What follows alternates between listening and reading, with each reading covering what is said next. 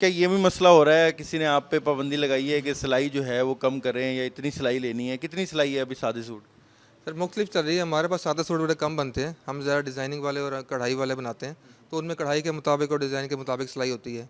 बाकी ये सुनने में आ रहा है सोशल मीडिया पे भी रेट, कोई रेट लिस्ट बन रही है या ऐसा कोई है, वो तो जब बनेगी तो फिर उसमें देख। अगर अब आपको कहा जाए कि 900 में एक सूट सी के दो, तो आपको वो वारा खाता है?